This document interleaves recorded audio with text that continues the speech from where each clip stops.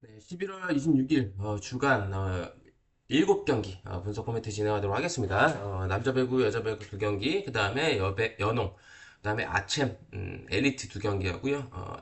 아챔 2, 총 축구까지 해서 그래도 경기가 좀 있네요. 어제는 경기가 정말 적었는데, 그래서 오늘은 경기가 조금 있고, 늘 말씀드리지만 이번 주는 주간도 중요하겠지만, 야간이 정말 중요한 일정입니다.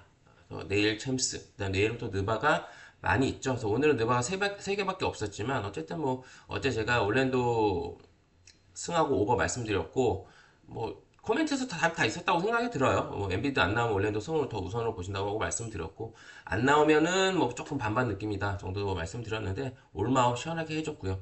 그래서 레이커스 승하고 올랜도 승하고 몰빵 비율 71에서 72%로 주력 몰빵을 했고 부주력은 가면 손해나게 약간 손해나게 비율을 설정을 해드렸어요. 그래서 뭐 챔스는 사실 저는 좀 분석이 틀렸다고 생각하진 않습니다.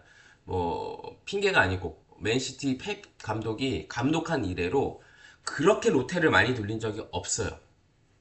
한 명인가 두 명 빼고 다 로테 돌렸어요. 풀로테. 로테를 돌려도 1.5군 정도 나오면 이해를 합니다. 근데 거의 풀로테를 돌리면 뭐가 문제냐면 걔네끼리 축구를 거의 해본 적이 없기 때문에 연습 때 발 맞추는 거, 호흡 맞추는 거하고 실제 경기에서 뛸 때랑 달라요. 그렇기 때문에 손발 안 맞는 것들도 많이 나왔습니다. 경기 내에서도. 그래서 아쉬웠고 그래도 어쨌든 선물 드렸던 거 와포드 무 들어왔죠.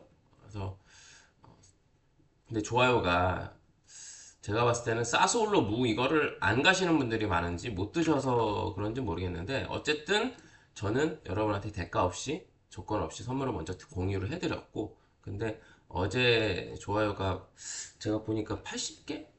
80개도 안 되는 걸로 봤거든요. 그래서 조금 아쉬운데 조회수가 많이 나온 건 아니니까 뭐 100개가 안 나오더라도 그래도 3배짜리 선물을 드렸는데 좋아요가 너무 미비해서 오늘 주간에서의 어떤 선물을 공유해 드리기는 조금 어려울 것 같아요. 그래서 그거는 조금 양해해 주시고요, 여러분.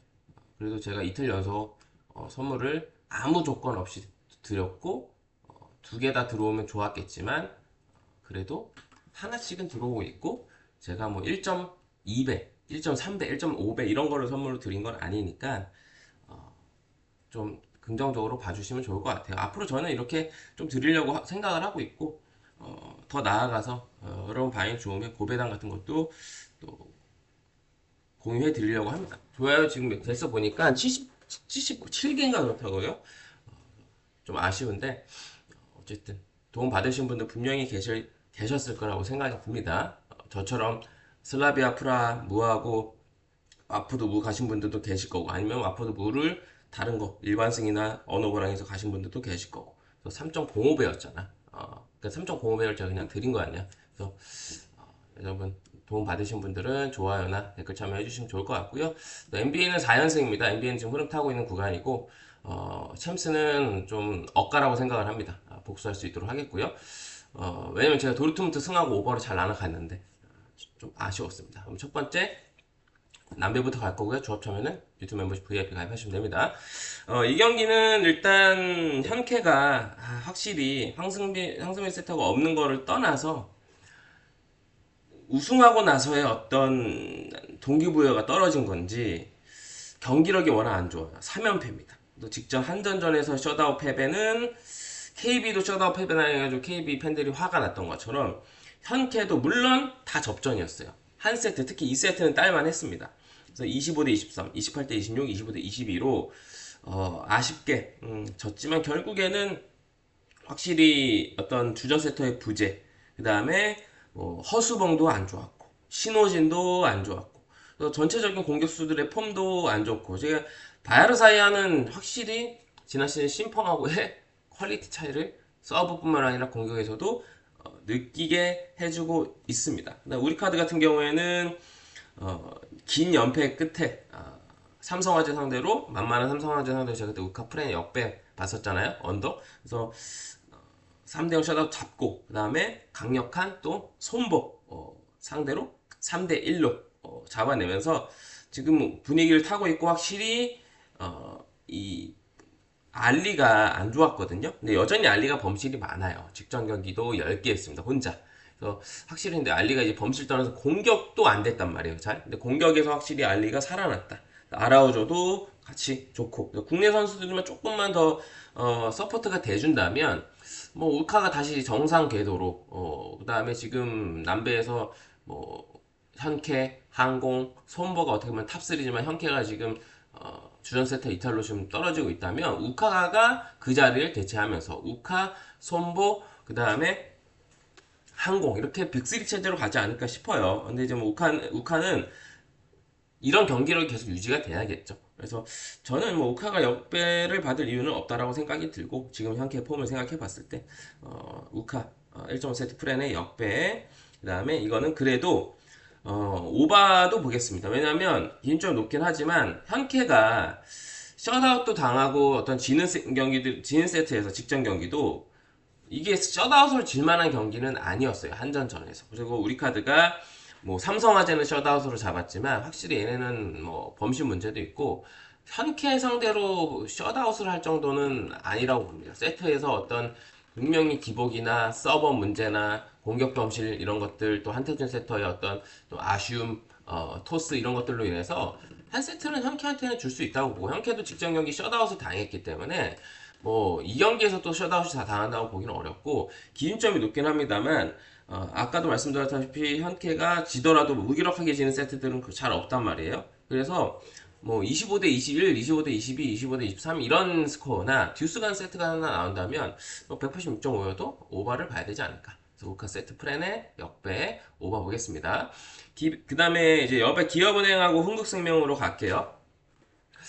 이제 뭐 자진 사퇴를 호철 성님께서 하셨는데 이거는 뭐 김호철 감독 문제도 있겠지만 선수단이 지금 김학현 세터도 원래 믿음이 안 가는데 김학현 세터도 지금 못 나오는데 킹켈라도 잘못 뽑았고 그다음에 빅토리아도 뭐 열심히 안 하는 것 같아요. 제가 봤을 때는 왜냐면은 팀이 개판이니까 뭔가 이 분위기에 휩쓸리지 않을까 싶고요. 그다음에 육서영은 국대 폼이 안 나오고 있죠. 그 다음에 이주와 최정미만 그나마 미들에서 사람답게 해주고 있고 황민경은 제가 말씀드렸다시피 공격을 해야 되는데 리시브가 더 안정적이면 은퇴를 해야 돼요. 나이도 있고 그 다음에 뭐 박은서도 사실 뭐 욕을 먹고 있지만 박은서는 원래 주전이 아니니까 그래서 이거는 이제 여우현이죠. 예전에 현타 리베로 출신 여우원 대행 체제로 가는데 이게 뭐 선수들이 만약에 이게 태업이라고 하기도 그런 게 실력이 태업을 할 실력은 안 된단 말이에요. 그래서 좀 뭔가 의기투합하면서 이제 열심히 할 수는 있겠지만 흥국생명은 또 좀 최근에 또 피치가 정상적인 폼으로 돌아오면서 최근에 좀 흐름을 찾고 있어요. 다만 아직 이번 시즌 개막하고 원정 승리가 없긴 합니다. 근데 지금 기업 상대로 질만한 팀을 찾기가 어렵지 않나. 굳이 따지면은 뭐 원정 정관장 정도가 유력하지 않나 싶습니다. 기업이 지금 해볼 만한 팀은. 그래서 저는 이거는 한국이 지금 피치도 폼이 올라온 상태에서 이거는 직전 경기도 정윤주가 별로 안 좋았음에도 불구하고 GX 칼텍스 상대로 3대1로 잡았거든요. 레베카, 피치, 김다은이 근데 정윤주만 직전 경기보다 나아지고 또 뭐 미들라인에서도 김수지, 수지킴 또 있고 지금 이다현이가 아마 제가 알기로 지금 못 나오는 걸로 알고 있는데 이다현이 뭐 나오고 안 나오고를 떠나서 미들라인이기 때문에 제가 봤을 때는 이거는 흥국적으로 봐야 되지 않을까라고 생각이 들고 흥국승의 1.5세트 마인까지도 봐야 되고 이제 언어버가 얘네가 얼마나 하느냐에 따라서 좀 달라지긴 하겠죠. 얼마나 얘네가 사실 감독 자진 사퇴를 하고 나서도 대행 체제에서 반등이 없다면 흑마언이겠고 흑마언 그리고 아니다 그래도 한 세트는 지금 최근에 기업이 계속 지금 셧아웃이거든요. 두 경기 연속. 그런데 제가 고민을 좀 해봤어요. 언오버를. 이거는 그냥 오버를 한번 볼게요. 왜냐면 당연히 이 경기는 가면 뭐 흥국 다들 뭐 흥국 가실 텐데 오버를 보긴 할게요. 왜냐면 그래도 세 경기 연속 셧아웃은 없겠다. 그리고 물론 뭐 자멸하면 기준점이 낮지가 않습니다. 183.5니까.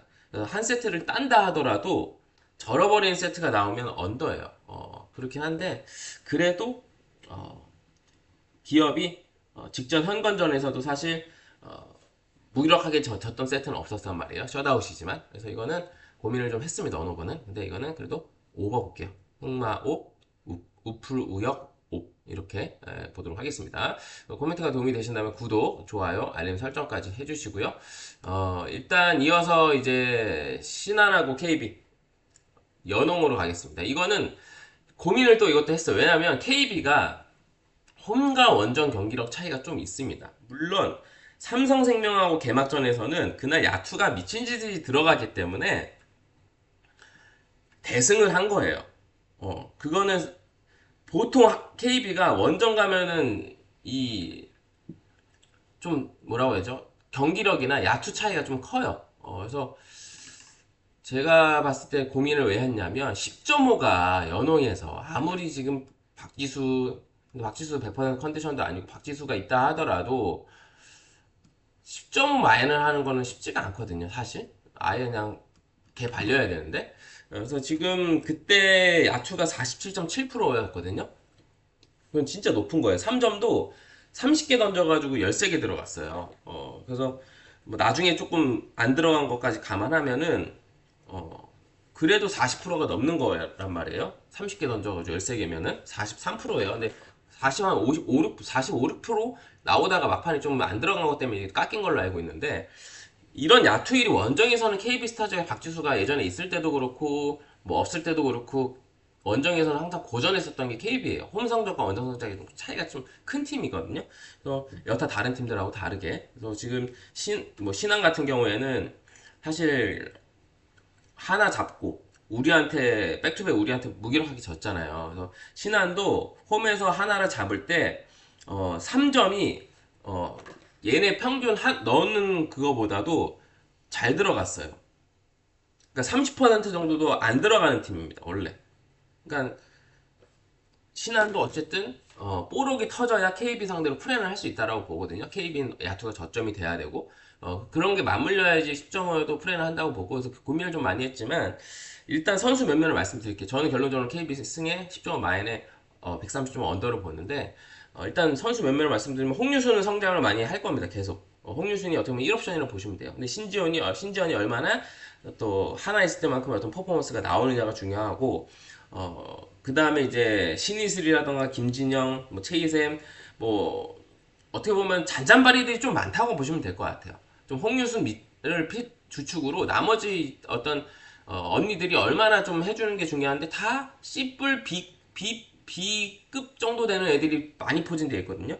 얘네가 좀 안 좋은 날, 직전에는 홍유수도 좀 안 좋았고, 나머지 애들 신지현, 신예슬 뭐 이런 애들 김진영이 다 안 좋았단 말이에요. 직접 우리전에서는. 그러니까 이제 백투백 우리한테도 우리가 그날 3점이 터진 것도 있고 백투백 여파를 떠나서 그래서 걔 발린 건데 일단 뭐 선수단에서는 확실히 홍유순이 박지수를 막는 한계가 있고, 그 다음에 뭐 강인슬이야 말할 거 없고 허연도 성장하고 있고, 그래서 저는 이 경기는 당연히 이거 KB가 유리하다라고 고민을 많이 했지만 KB의 야투가 그 개막전처럼만 안 터지는 건 당연합니다. 근데 야투가 말도 안 되게 떨어지고 신한은 홈 개막전과 같은 그런 좋은 야투감을 유지하면 10.5면 신한이 풀어낼 시나리오는 있습니다. 근데 이제 매치업들을 봤을 때 일단 박지수가 있을 때는 홍유순이 하는데 한계가 분명히 있고요.